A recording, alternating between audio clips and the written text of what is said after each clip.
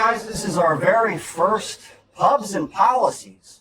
Remington and I are going to go to individual pubs across Georgia and other states and have one or two other individuals share some meals and Guinnesses with us and start talking about different things that really matter to restoration projects and insurance claims. Pate G just started this large loss lounge. Yeah, 2 months in. 2 months in? 8 episodes. Wow, I missed a few. Sorry. That's all right. You go back and watch them all. I think I'm going to have to. So, with that large loss lounge, that's sponsored by MMA, right? Yep. And what is the goal for the large loss lounge? So when I came over to MMA, one thing we talked about was one issue we see in the industry is there's a perception by a majority of the industry that a large loss and that all losses are handled equally by the carrier, and that you can take a cookie cutter approach to all losses and the coverage and establishing coverage of all losses. This isn't true, at least not in practice. Would you agree? Definitely. And state to state, claim to claim, instead of looking at claims as, oh, this is how we do it, the question should arise, how should this claim be handled? Yeah. So it depends as an advocate, as a PA, as an attorney, as a contractor, at what point you come in. Is it pre-loss? Is it pre-storm? Is it pre-adjustment? Is it post-adjustment, pre-denial, post-adjustment, pre-payout, post-payout, but an inadequate amount? Every single time you do it, there is an art to it.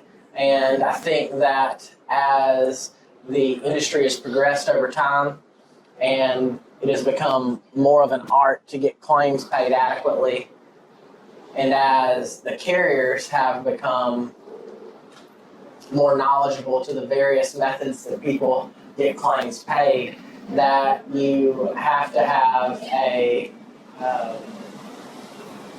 Renaissance approach to getting claims paid. And so we said, let's do a show that's exclusively about getting claims paid via large loss, because this is the biggest issue we see. And the most claims by average of underpayment are usually large losses. And by large losses, I mean mid six figures and up. I usually count like $250,000 up a yard, large loss. Yeah. So your goal is basically collaborate and understand with everybody what it takes to win that claim, since the carriers are going a lot further on those types of losses because there's a huge payout and there's more help that's needed on those. Yeah, so... and there's really not that many sources of information for that at the moment. So here's what I want to think about. Okay. Let's say you upset one person. Okay. So that person is going to have a cost to that company. So if you're a company that sells washers and dryers, or you're a company that sells ovens, when you upset a person, you basically have the cost of what that person is no longer using your company, plus the shrapnel of everyone they tell. Okay.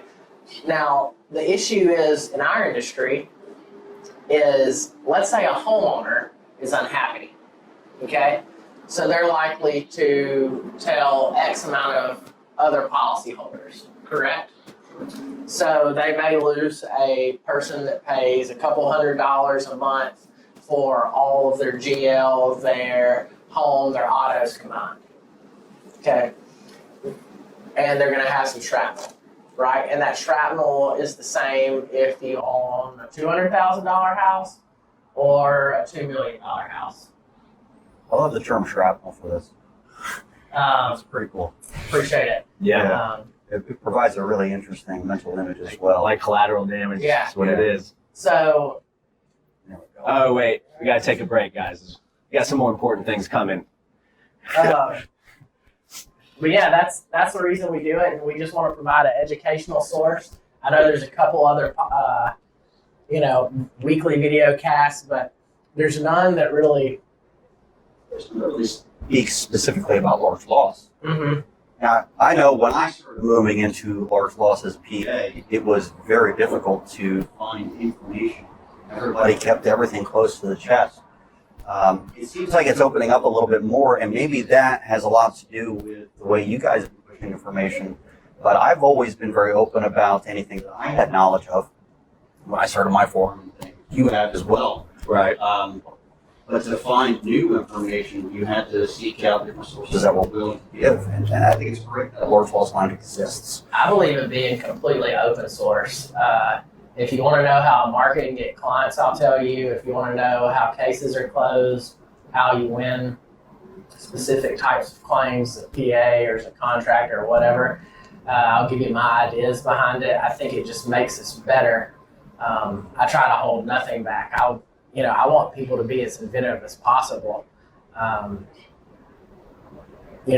look at when Kanye dropped like the College Dropout album, and then when he wrote like all the stuff off or produced and all the stuff off of Jay-Z's album. Like nobody at that time, really produced in that manner. And now that you saw everybody do it, and then people split off from that. I think that like the more open source you are with information, the better everybody else gets, which makes you better. It's exactly the same way in technology. If you share the technology, then the entire community can work on it to improve it together, instead of one individual who has this and only his ideas are being implemented to make it an improvement. I've always liked the open source idea. I've even got an open source sticker on my van. I like that. Well, if you guys think about it, who are we going up against? We're going up against billion-dollar corporations. We got to help each other out. That's why there is an open dialogue, I know, between us and other, public adjusters, other attorneys, and everything else across the whole country. I mean, we got to stick together. We got to help each other out. There's no need to have a David anymore. It can be an army against Goliath. Exactly. There's no need for it. And there's enough out there for everybody to eat. There's enough claims, there's enough buildings, there's enough everything else. Like, hey, look. Yeah, exactly.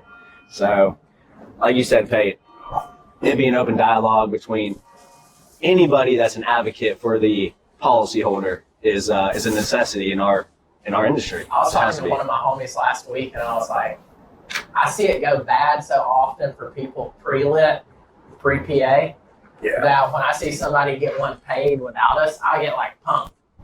I'm like, there's a house getting a roof put on. Yes, there's a loss getting paid without us. Like, I think for most of us, I like Pate gets excited about simple things.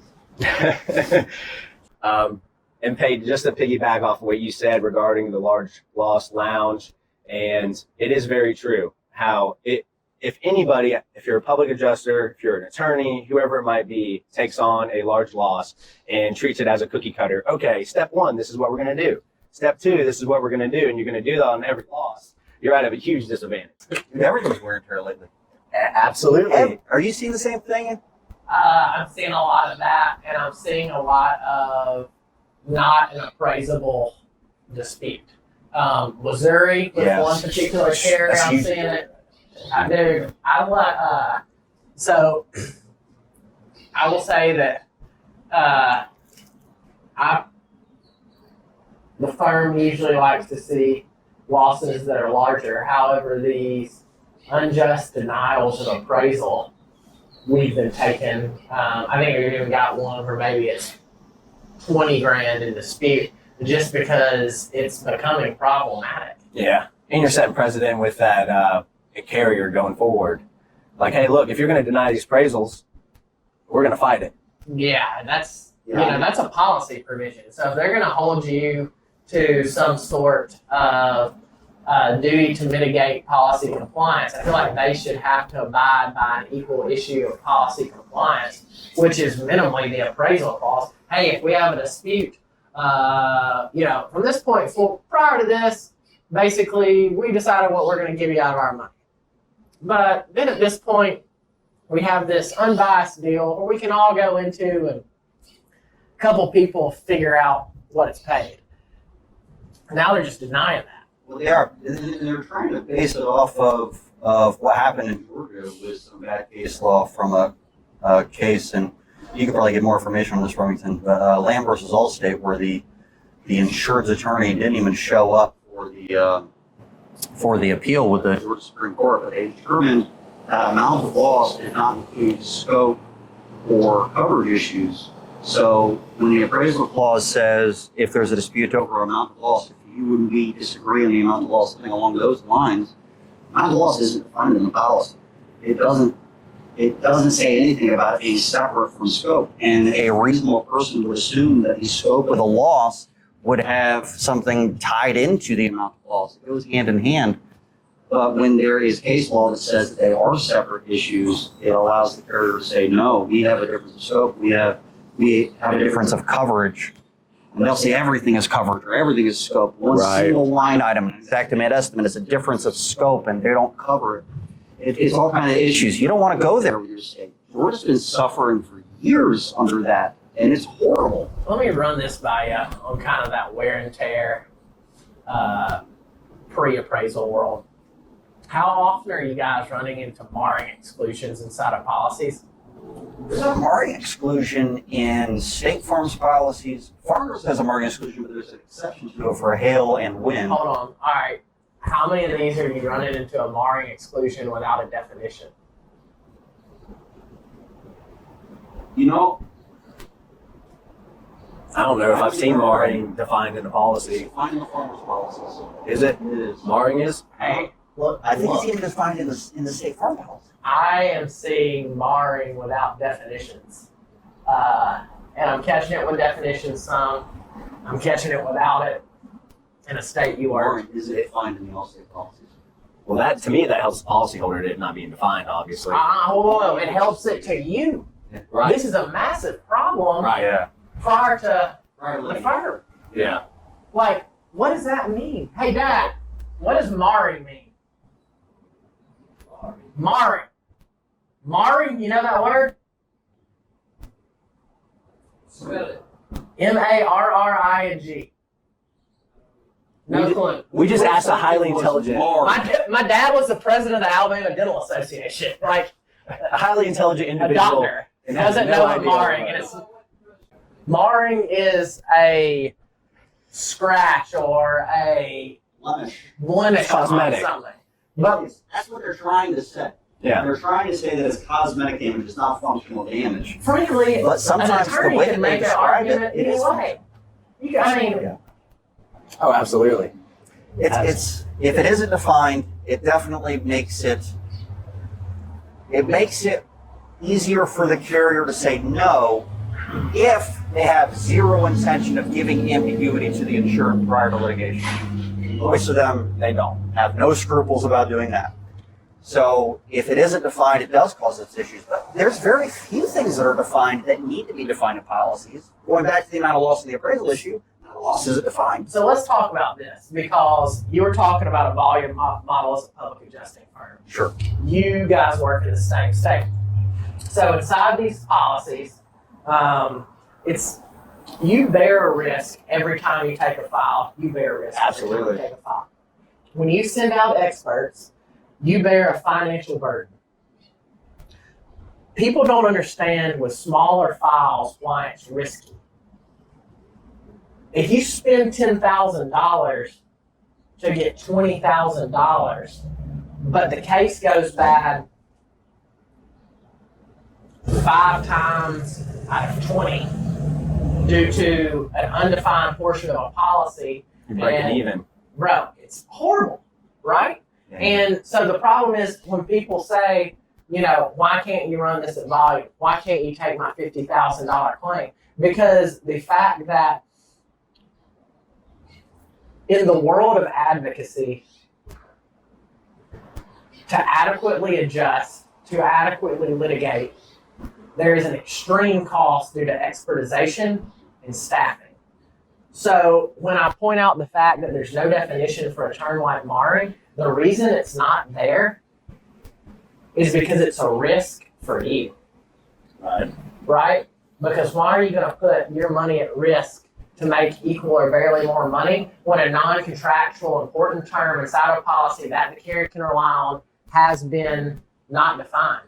It's illusory. Right. And so what I have to do is pay somebody to actually make that definition. As an engineer, no, this is not marring. This is actually XYZ. On the other side, you're going to have State Farm getting their Donans and Hags and Remingtons and saying this is marring, right? Because they're the ones that are defining it. They're the experts. If I That's was what an it does when insurance there's no- company and I wanted to make money, I would never define anything. They don't ask adjuster engineers or experts to define something. They ask them if there is damage, right? And what caused it. And by being that vague, then the engineer has the ability to define damage themselves, Right. which may or may not include the marring that they were excluding anyway. And most of them will exclude anything cosmetic and say there's not functional damage, and they won't even use the word functional. That's a whole another topic that you go down a rabbit hole with. That's very interesting to think about. I've never thought about it that way. If they fail to define something, if they purposely make something ambiguous in order to put the burden on the insured and their representative to prove something, I mean, obviously it's underhanded, but it's brilliant in a way. I mean, Dude, I would do the same thing. Like, I wake up every day and give almost everything I have to my job. But, like, the carrier does the same thing. They have people equally as Absolutely. passionate. Ain't as smart. Ain't as smart Yeah. as everybody else. So if you're going to negate loss and you're going to dictate loss by you get to write the rules, and then when the time comes that an issue happens, you get to define the terms of the issue then, why ever predefine terms? Because that stacks it equally. Do you know how many attorneys State Farm has specifically hired to write policy? No, I got no clue.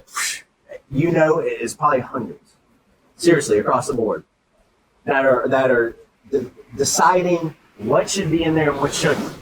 Guys, there's a reason why seepage is somewhat defined as in weeks, months, right? There's a reason behind that. Yeah. Hey, Pate, earlier today you were talking about like a potential fraud claim where the actual insurance carrier filed or is potentially going to file fraud Right. against one of the policyholders. Is that right? Yeah. So, public adjuster represented a client. Client had a lot of buildings, like 80 plus commercials, numerous rentals, blah, blah, blah. So, you know, large. That's pretty serious.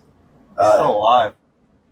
He's feeling really good right now, too. The things that you have happen on pubs and policies. We got drunk flies going around. So, Guinness is more important than What- life. what happens is the carriers are threatening fraud on the policyholder because the acts of the initial advocate did not, to their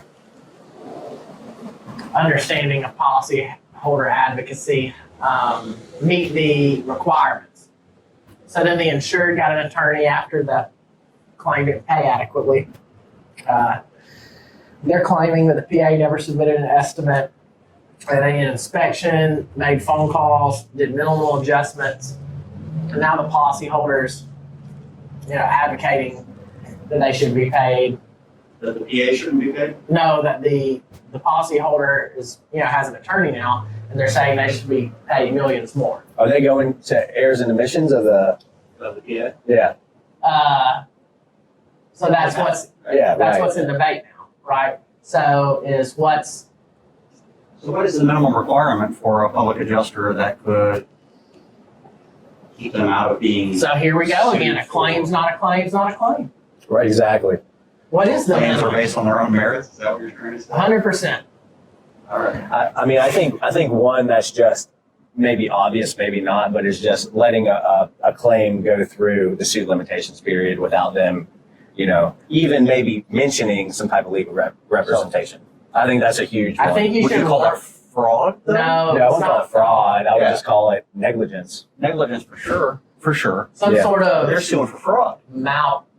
Yeah, so they're saying they're making a fraudulent claim for funds The insurance carrier saying. Right. Yeah. I mean, obviously, you and I both know that that's a threat. Right. Right. Right. So who is claiming that the PA is, what was the term you used? It's not malpractice like you would for an attorney. They said They didn't uphold their duty of policy to adequately advocate policies. Holder. improper advocacy. Right. Kind of thing. Yep. So that's not a legal term, is it? Not a legal term. Well, I mean, I feel like a public adjuster, even an attorney, whoever has a fiduciary duty towards their client, and they must properly, advocate for them. But again, I think it would be a situation where it's a question for the jury to decide if, yes, they did adequately represent this policy or not. Yeah, but it sucks. So a jury, a layman would be able to decide what is the Yes. minimum a PA should be able to do. Right. That's a terrible situation for a PA to And be it in. also sucks because how costly is it? Oh, yeah. It's like, yeah. And who wins at the end of that? The Carrier. carrier wins no matter what. Yeah. PA wins the case, the insurer wins the case, they still lose. You don't get out of this thing without burning I think, $100,000. I think for a PA, there's a minimum requirement to prepare the file and submit so that you have proven the loss on behalf of the insured to the carrier. That is the minimum that a PA should do. Following up and things, once there is coverage denied or something along those lines, or the amount of loss is not enough, at the minimum, they should at least provide the options to the insured and what the policy allows. If there's dispute resolution of the policy in the form of appraisal, arbitration, litigation, those options should be presented to the insured to make a decision on what to do. Absolutely. I think that's the bare minimum. Okay, here's Everything else involved is negotiation. I have a little bit of a rub with appraisal right now. And people, one, appraising too early, or appraising when they shouldn't. And appraising in states that once appraisal happens and an award happens, the previous bad acts of the carrier are no longer considerable in litigation. Right? So let's say the carrier acts horribly. The insured, the contractor, PA, sometimes even the attorney say, okay, we've got coverage to open. It's a dollar figure dispute. Let's appraise it. Carrier demand appraisal? Either. Yeah, either. Okay. Right? Like, let's say the carrier demands appraisal because you sat there and messed around on the thing, and finally the adjuster was like, I'm tired of this appraisal. Okay? I've had one claim ever. Hey, I was about to tell you, it is. You've never had one? It's very, very unusual for a carrier to say, "Hey, let's enter into an appraisal and get this thing resolved." Bro, you're in Florida. No, I'm saying in Georgia. Okay. Okay. Yeah, I was No, about to in say, Florida, bro, they are all the running time. into Yeah. No, I'm talking about in Georgia. And hey, one thing you said, appraisal's rubbing you wrong. It's rubbing me wrong right now because in the state of Georgia, we are going into appraisal, entering in it an agreement. An award is coming out, signed by two of the three of the panel, and the carrier is not even issuing the award payment and saying, you know what, this is denied. See it all the time. Zach's got one right now at 5.6 mil where the award came out. I guess they had a judge say that the carrier owed it. Then the carrier has filed a deck action to see if they actually owe it. If that judge makes a determination, isn't that in itself a declaratory action? Is that not a declaratory action? Well, through the deck action's got to be like a question for the court. Is this appraisal award enforceable or not? That's probably what the deck action is saying. Now the court's looking at it and saying yes or no and giving a reason why. The only reason why I could think about it is number one, because there's now some policies that say after appraisal is finished and there's an award, we still have the ability to deny the award or deny the claim. Number two, if there's some type of bias or, that goes on between the panel itself, then obviously an award can be vacated, so to speak. But other than that, Fraud, deceit, or mistake. exactly, just like what we were talking about with that Colorado. going on though, and just saying no, there was a coverage dispute. Absolutely. And this isn't something that we agreed to cover prior to the appraisal, so the scope of the appraisal shouldn't have encompassed that. And then they somehow take this award amount and figure out from that award using Enron math exactly how much from that award is allotted to the coverage that they did actually provide. Right. And I have a few cases like that Favorite thing I've ever that are heard. needing you at the moment there, Remington. I think my favorite thing I've ever heard is award came out, and the carrier said, "Great, we've got our." I was seeing him. Yeah. Is this the same guy?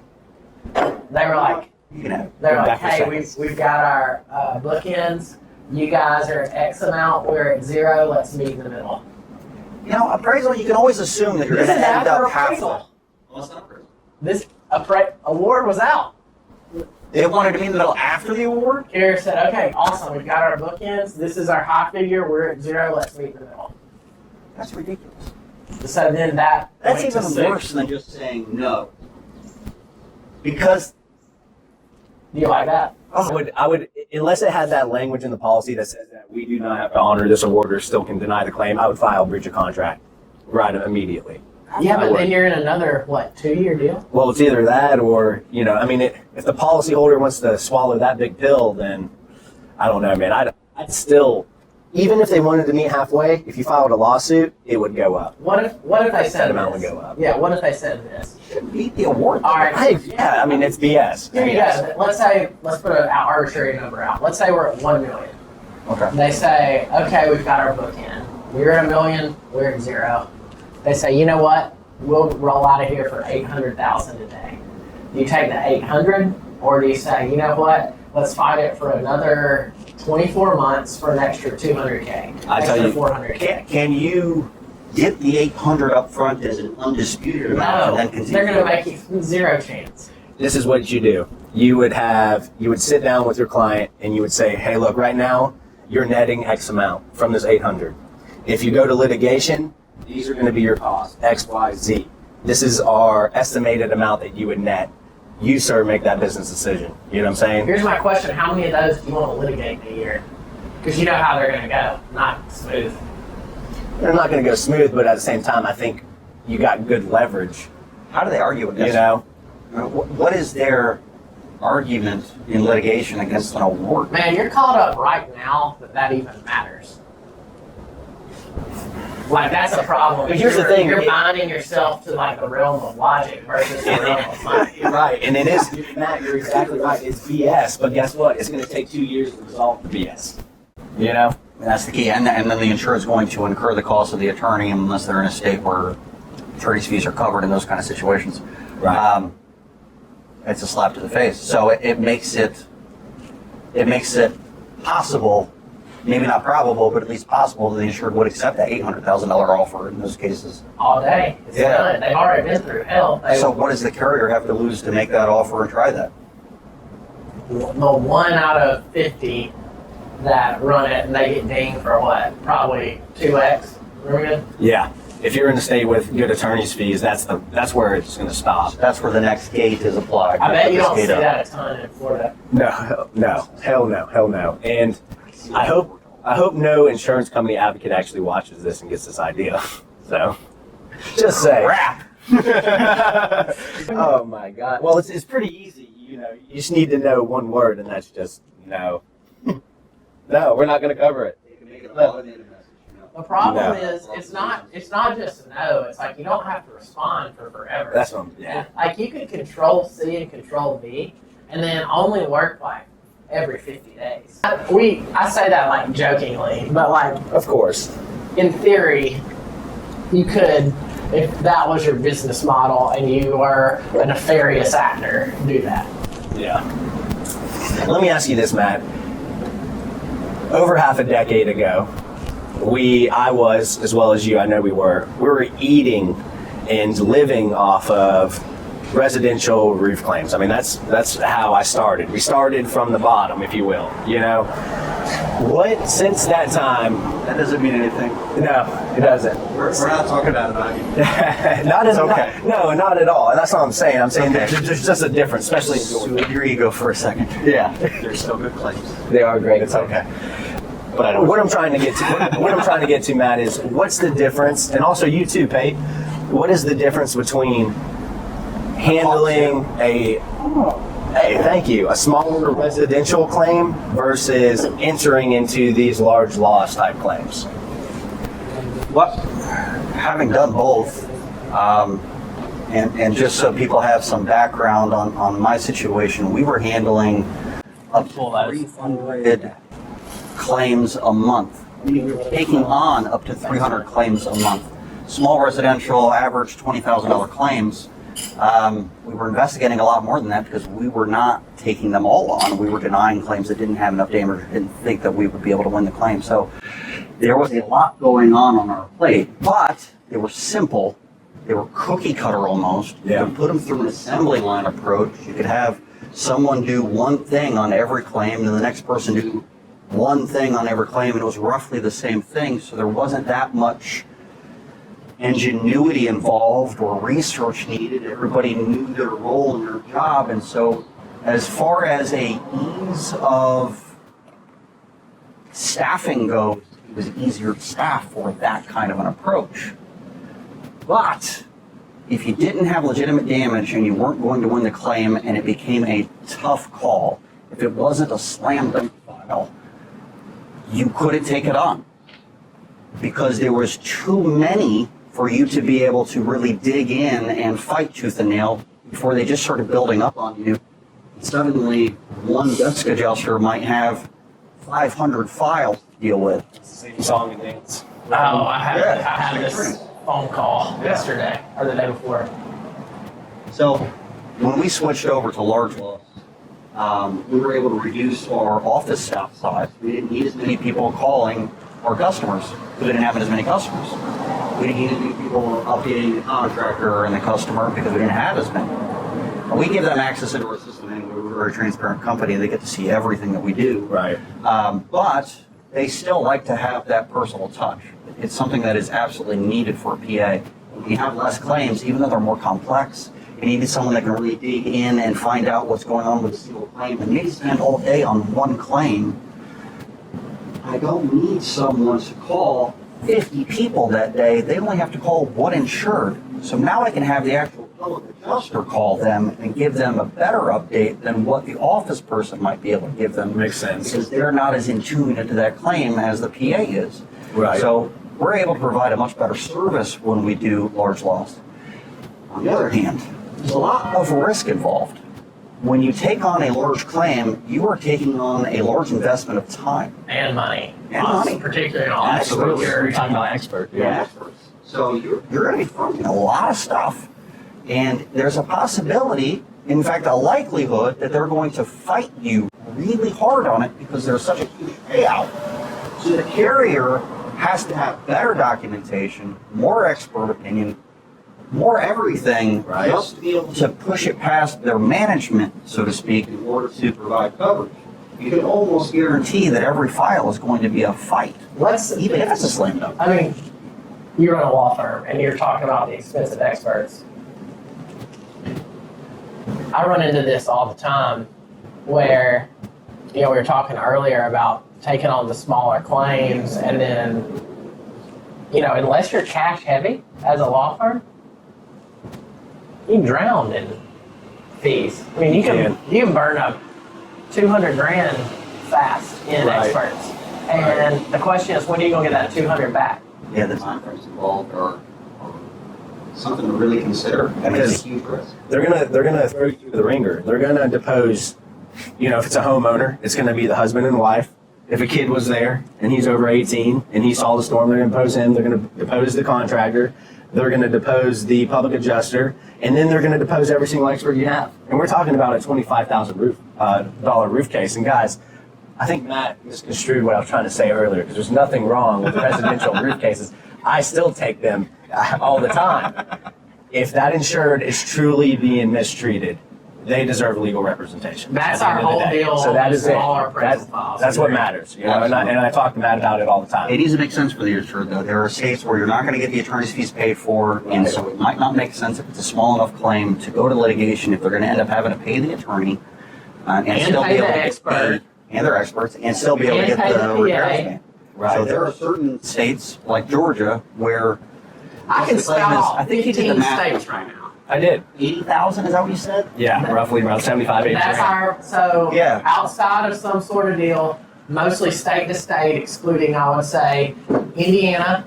I'm hesitant to drink this because it's going to end up all that foam in my mouth. You just gotta go with it, bro. This is the only napkin we have right now. We're on pubs and policies. You're Illinois, allowed to have a going phone in. beer. Illinois, It's gonna be all Indiana, New Jersey, Iowa. And Iowa's not horrible on specific things. You can run a smaller Georgia. claim in Florida too. I like a small claim in Florida. You can run a small claim in Florida. What's but the new I- statute in Florida? You have to have an increase in litigation of 2,000 in order to get attorney's fees? Is that what it became? Don't know. Something I mean, like that. the biggest one that came into effect, and me and Pate kind of touched base on this off camera, was July 1st of 2019, and that was the AOBs, where now there's a lot more restrictions and hurdles for somebody who's holding an assignment of benefits in the state of Florida How do to you be feel successful. about, as a litigator, so I want to ask this as a litigator, then I want to ask this as a PA. How do you feel about, in a post-July world, one, with the brashness of the carriers on AOBs, two, as a representative, Remington, how do you feel about AOBs? I have an opinion now. Yeah, got it.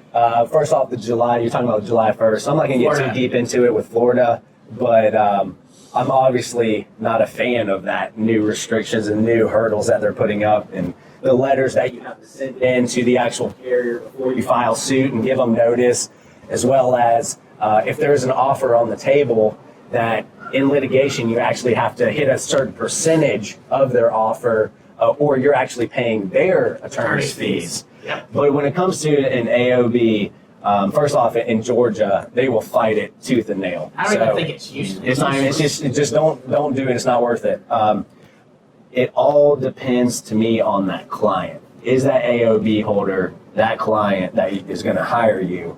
You know, are they legit? Are they doing the right things? In a deposition, can they back up everything that they're doing? I don't like That's it. what matters to me. I like But direct rep of the policy I'd holder. much rather have direct representation as well. I mean, you know, but the reality is if you're in those other states, such as Florida, you're going to get AOBs. You know, it's just reality. You've Yes. represented assignees And- on claims in both states, haven't you? In Florida and Georgia? Yes, I have. In Georgia, I haven't in years. But in Florida, yes, I am representing AOBs in Florida. Here's my question. If you had to pick, if you wanted to put the policyholder in the best such situation for success, would you ever do a Florida AOB post-July 1? Was the work completed prior to July 1st? Nah, It really depends on the client. It really does. I don't like it. I think it's too much No, risk to it's the definitely not the policyholder. best situation. It's not the for best policy. situation. Yeah. Well, unless that policyholder, is it matters who the policyholder is. I agree with you there. Hey, a claim's a claim, right? I agree with you. We're going You're down right. this path You're again, right. You're okay? right. There's a lot of different variables that come into play. Post July 1st, would I, in just a broad spectrum, big picture, I'd much rather have a direct sign. Amen. So as a PA, exclude yourself from Georgia. Let's toss you into the Carolinas. You're licensed there? Yeah. Would you rather okay, they have AOBs in North Carolina? I don't remember. I mean, there's people that do AOBs. This is what I've done in the past, and I might not be the best person to ask this to because I don't like the assignment of benefits. I've always told the contractors that have sent me files, referred me on claims, that even if they have an assignment of benefits, I'm not going to submit it. I'm definitely not going to sign a contract with them as the assignee. They are not my client. My client is the insured. I think that's a way more powerful position. Yeah, I'll keep it in my back pocket as a possible thing that I might have to produce in the future, but to be honest, I've never had to produce it. I'd rather be directly in relationship with the insured Absolutely. any day of the week. So If I go to that's the way we've battle, always worked. if I go to battle, I don't want to fight through. That's just one more thing I have to Yeah. fight before you can even start the real fight. Right. It's just pointless. And most of the policies say that you cannot assign the claim without written permission from us. So it doesn't say the claim. It said most of the policies say that and it usually says the policy is not assignable, not the claim, That's right. not the benefit. Now that is a completely different thing. The policy being unassignable is different than the benefits being unassignable. The reason the policy should be unassignable is because you're making a risk calculation of an individual. So for a carrier to rely on the phrase of this policy is unassignable versus the benefits or the claim is unassignable is two different things and two different risks. It's the protection of the carrier of risk on one side versus assignment under similar to a legal power of attorney on another. Those are, so when we go into this world, Zach Mosley and I constantly debate this. When we go into this world of talking about assignment and we talk about the legality and the anti-assignment clauses in the policy, usually it's the assignment of the policy, which is a different thing. It's more similar to you can't have a, like if I bought Remington's house and I say, Remington, you've got a great rate on your mortgage, I'll just go ahead and take over your mortgage. Nearly every mortgage at this point in time no longer allows that. Right. And it's the same risk calculation. That's the theory of that. And also, so if someone were to purchase the property, they can't be assigned the policy that currently exists. Right. The policy number would change at a minimum. Is that what you're trying to say? That's a very different thing. You're actually assigning the policy, so all of the protections, even for a new law, Correct, because it messes up the risk calculation. that is the main reason why I was about to say, because look, right across the street from us, we have a bike store, okay? They have a policy, they're paying premiums on it. Guess what? If that bike store turned into a restaurant, their premiums are gonna be going up. Change. The risk has Risk changed. calculation. Now we're talking about fire inside that building, we're talking about all these other different things that occur. And one more thing regarding that bicycles are super dangerous. Man, sometimes they can be. Sometimes they can be. One thing about the anti-assignment clause in these policies is a lot of states have case law that actually trumps that, such as Florida. I mean, in every policy, typically it says you can't assign this policy or claim. Maybe it'll say claim, I don't know specifically, but there is a case law that trumps that and says, no, that is actually not enforceable. Right.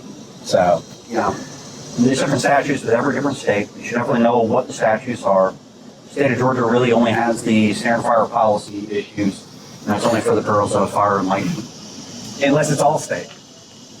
Go into that. Even they just add language to the standard fire policy. They added 6 letters. Yeah. We said earlier that insurance company people that write these policies are very smart. That guy had to have lost his job. Whoever wrote and all other perils covered by this policy. Whoever wrote that, they're fired. They've lost their job. How much hire you though? How much You're money do watching you this think they video? lost? Come work for me. Millions and millions of dollars. Tens of millions of dollars. They opened up the door for there to be 100% more time to actually file a lawsuit against them. Is what they did. Yeah, by having those 6 they had that statute of words. limitations set as 1 year. Exactly. The standard fire policy, at least in Georgia, this is only for Georgia. Right. It extended to 2 years for all perils. Right. I want to go ahead That and was one of my say favorites doing that against all state. I'm not a policyholder advocate in any of these states. I simply work in marketing. I just understand some of the issues that advocates deal with. I want to put that. Hey, you've been in the industry for a while. Yeah. You know what's going on. I was a PA at one point, yeah. I got a surprise for you, Remington. I don't know if you even know this because it just came out today. Apparently, the Atlanta magazine. Do you know what that is? I am. It's a magazine in Atlanta, and they just awarded you today the outstanding lawyer for property insurance claims. Yeah. There we go. I appreciate it. That's pretty cool. It is pretty cool. I appreciate it, man.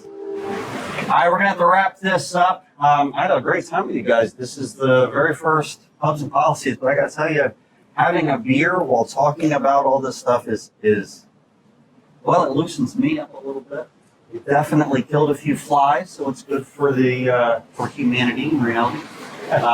Thank you, Remington, for starting this with us. I think it was a great idea. Pate, I really appreciate you joining us Man, today. I'm just glad to spend time with y'all. I feel like I've known Remington before we both got into this. I listened to your stuff before we met, and I got mad respect for both you guys. So. Same here, man. Yeah, Same to you, absolutely. Pate. Same to you, Matt. Really appreciate you guys sitting down and talking. It's great to have a good, intelligent conversation with everybody who's been involved in this industry for a while now. Absolutely. And I want to give a shout out to the Irish Bread Pub for having us today. We are in Auburn, Alabama. This is actually Opelika. It's Opelika, but it's really close to Opelika. Auburn. It Alabama. might as well be Auburn. I don't spend my money in Auburn. Hey, those Reuben egg rolls, guys. If you're in town, Next get level. some of those. Good stuff for sure. They were fantastic. The flies really liked them.